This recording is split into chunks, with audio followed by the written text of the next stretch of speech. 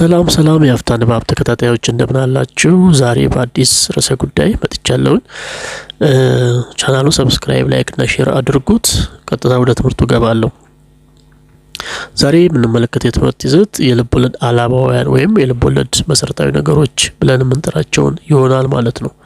እንግዲህ የልብ ወለድ አላባ ወይም ደግሞ መሰረታዊ ነገሮች የምንላቸው እነማን ናቸው?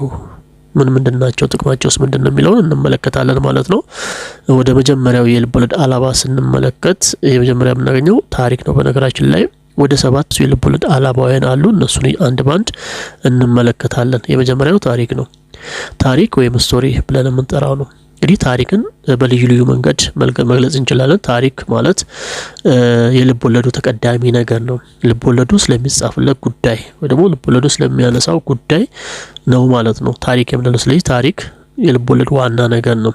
የትኛው ልብ ወለድ ያለ ታሪክ ሊጻፍ አይችልም፣ ያለ ታሪክም ሊሆን አይችልም። ስለዚህ ታሪክ የልብ ወለዱ ተቀዳሚው ነገር ነው ማለት ነው። ስለዚህ ታሪክ በእንደዚህ አይነት መንገድ መግለጽ እንችላለን። ሌላው ታሪክ ማለት በልብ ወለድ ውስጥ ሁነቶችና ድርጊቶች በቅደም ተከተል የሚቀርቡበት ነው።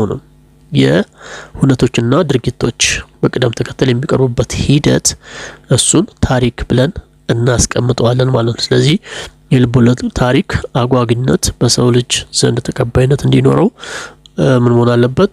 ከእውነተኛው የሰው ልጅ ህይወት የተቀዳ መሆን መቻል አለበት ማለት ነው ታሪኩ ማለት ነው። ሁለተኛው ትልም ወይም ሴራ ነው። ትልም ወይም ሴራ ኮዝ ኤንድ ኢፌክት ብለን መጥራት እንችላለን። ትልም ወይም ሴራ ማለት ወለድ ውስጥ በምክንያትና ውጤት ላይ ተንተርሶ የሚጻፍ የልብ ወለድ አካል ነው። ለዚህ ትልም ማለት በምክንያትና ውጤት ላይ ተመስርቶ የሚጻፍ የልብ ወለድ አላባ ወይም መሰረታዊ ነገር ትልም ብለን እንጠራዋለን። ምክንያትና ውጤት ነው፣ ኮዝ ኤንድ ኢፌክት ብለን ያልነው ነገር ማለት ነው። ስለዚህ ትልም ማለት ለምን ሆነ ብለን ስንጠይቅ የሚሰጠን ምክንያታዊ መልስ ይሄንን ትልም ብለን እንጠራዋለን። ስለዚህ ትልም ማለት ምን ማለት ነው? በምክንያትና ውጤት ላይ ተመስርቶ የሚጻፍ የልብ ወለድ አላባ ወይም መሰረታዊ ነገር ትልም ብለን እንጠራዋለን። ለእያንዳንዱ ለሚደረገው ድርጊት የራሱ የሆነ ኮዝ አለው ማለት ነው። ስለዚህ ይሄንን ትልም ነው። ለምሳሌ ንጉሱ ሞተ፣ በንጉሱ ሞት ምክንያት ንግስቲቱ ሞተች ብንል ይሄ ትልም ነው ወይም ሴራ ብለን የምንጠራው ነው። ኮዝ እና ኢፌክት አለው ማለት ነው። ስለዚህ ይሄንን ትልም ብለን እንጠራዋለን ነው። ስለዚህ ትልም ማለት ምክንያትና ውጤት ላይ ተመስርቶ የሚጻፍ ነው ማለት ነው። ምክንያትና ውጤት አንድ ነገር ለሚሆነው ነገር ሁሉ ምን አለው? ምክንያት አለው ማለት ነው። ይሄንን ትልም ብለን እንጠራዋለን። ስለዚህ ይሄ የልብ ወለድ ዋናው መሰረታዊ ነገር ነው። ሁለተኛው መሰረታዊ ነገር ነው ማለት ነው። ሶስተኛው መቼት ነው። መቼት ወይም ሴቲንግ ብለን የምንጠራው ይሄ መቼት የምንለው የሁለት ቃል ጥምረት ነው። ታዩት አንድ ቃል ይመስላል ግን ሁለት ቃል ነው በውስጡ የያዘው። መቼና የት የሚል ቃላቶች አሉት በውስጡ። ስለዚህ መቼት ማለት የልብ ወለዱ ታሪክ የተከናወነበት ጊዜና ቦታ ማለት ነው ማለት ነው። ስለዚህ የልብ ወለዱ ታሪክ የሚከናወንበት ጊዜና ቦታ መቼት እንላለን። የልብ ወለዱ ታሪክ ደግሞ ማን የሚያከናውነው ማን ድርጊት የሚፈጽመው አካል ገጸ ባህሪያቶች ናቸው። እንግዲህ ገጸ ባህሪያቶች የተሰጣቸው የራሳቸው የሆነ ታሪክ አለ። የራሳቸው የሆነ የተሰጣቸው ሊቀኑት የተሰጣቸው ጉዳይ አለ። ያንን ጉዳያቸውን የሚፈጽሙበት ያንን ታሪካቸውን የሚያከናውኑበት ጊዜ ቦታና ሰዓት በአጠቃላይ ምን እንለዋለን? መቼት ብለን እንጠራዋለን ማለት ነው። አራተኛው ገጸ ባህሪ ነው ወይም ካራክተርስ ምንላቸው ማለት ነው። ገጸ ባህሪያት ወይም ካራክተርስ የልብ ወለዱ ባለ ታሪኮች መባል ይታወቃል። በዋናነት ገጸ ባህሪ ማለት የልብ ወለዱ ባለ ታሪኮች ወይም የልብ ወለዱን ታሪክ በበላይነት የሚጫወቱ የሚከውኑ አካላቶች ወይም ደግሞ በደራሲው የምናብ ፈጠራ ወይም ደግሞ በደራሲው የተፈጠሩ የገሃዱ ዓለም ወኪሎች ወይም ነጸብራቆች እነኚህን ገጸ ባህሪ ብለን ነው የምንጠራቸው። ስለዚህ ገጸ ባህሪያቶች የገሃዱ ዓለም ትክክለኛ ሰዎች አይደሉም። ገጸ ባህሪ ማለት የገሃዱ ዓለም ወኪል ናቸው ወይም ደግሞ ነጸብራቅ ናቸው እንጂ የገሃዱ ዓለም ትክክለኛ ሰዎች አይደሉም። እነኚህ ገጸ ባህሪያት የሚሳሉት በማለት በደራሲው ነው። በደራሲው ምናባዊ ችሎታ የሚፈጠሩ ገጸ ባህሪያቶች ናቸው። ስለዚህ ገጸ ባህሪያት ማለት የልብ ወለዱን ታሪክ በበላይነት የሚጫወቱ ባለ ታሪኮች ብለን እንጠራቸዋለን ማለት ነው። ስለዚህ ታሪኩን የሚተርከው ሰው ስለማን ነው? ታሪኩ የሚተርከው ስለማን ነው ብለን ስንጠይቅ የምናገኘው ምላሽ ይሆናል። ስለማን ነው ታሪኩ የሚነግረን? ስለ ከሌ እንላለን። እኛ ከሌ ብለን የምንጠቅሳቸው ሰዎች ወይም ደግሞ ገጸ ባህሪያቶች እነሱን ነው ገጸ ባህሪ ብለን የምናስቀምጠው ማለት ነው። በሌላ አነጋገር ገጸ ባህሪያት ማለት የተለያየ ገጸ ባህሪያትን ተላብሰው የሚጫወቱ ወኪሎች ናቸው። የገሃዱ ዓለም ወኪል የተለያየ ገጸ ባህሪ ማለት የሚሰጣቸው ባህሪያቶች አሉት።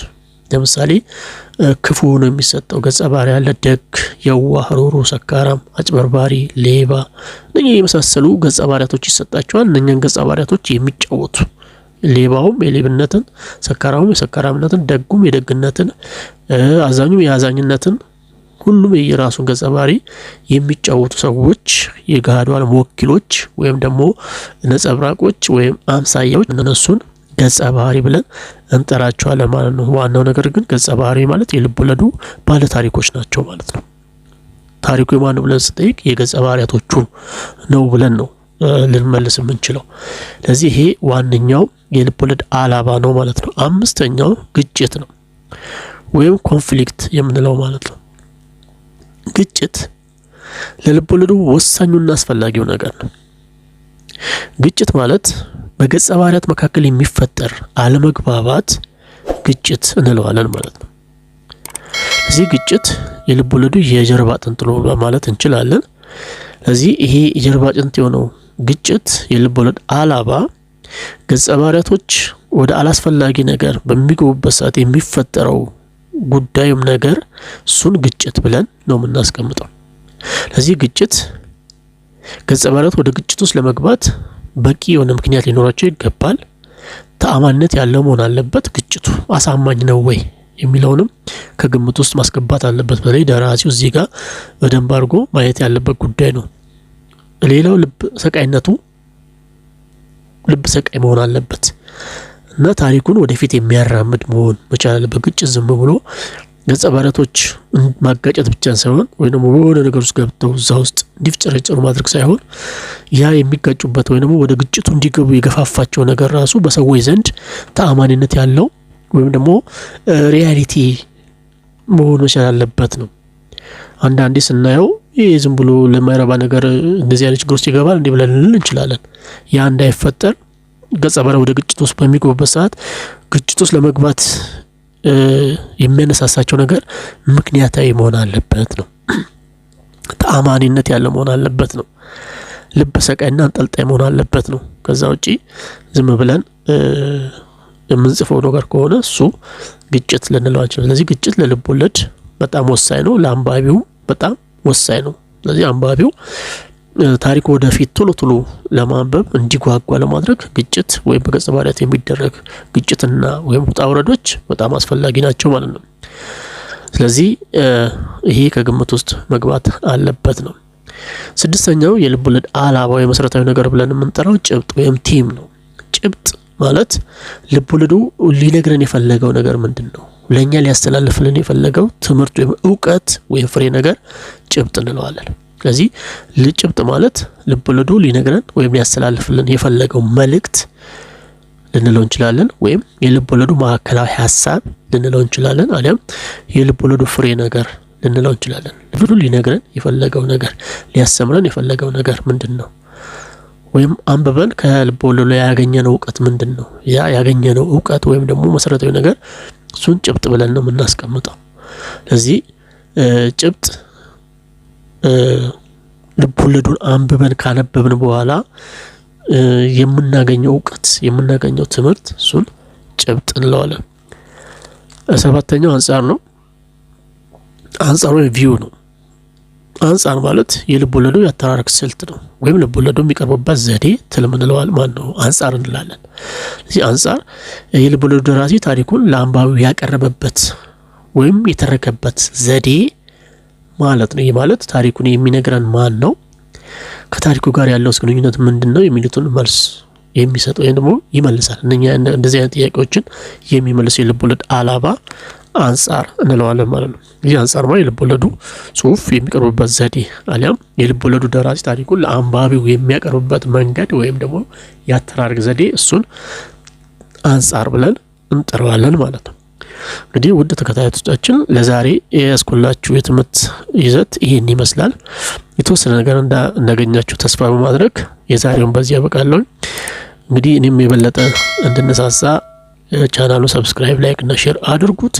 የዚህን ሙሉ ኖት ከፈለጋችሁ በቴሌግራም ቻናል ላይ አስቀምጥላችኋለሁ፣ ፒዲኤፉን ማለት ነው። እዛ ላይ አወርዳችሁ በጽሁፉ መጠቀም ትችላላችሁ። የቴሌግራም ቻናል እዛው በዩቲዩብ ዲስክሪፕሽን ቦክስ ስር አስቀምጫለሁ። እየገባችሁ ጆይን እያደረጋችሁ ኖቶቹን ከዛ መውሰድ ትችላላችሁ ማለት ነው። ስለዛሬ ስላለን ቆይታ በጣም አመሰግናለሁ። ቻው።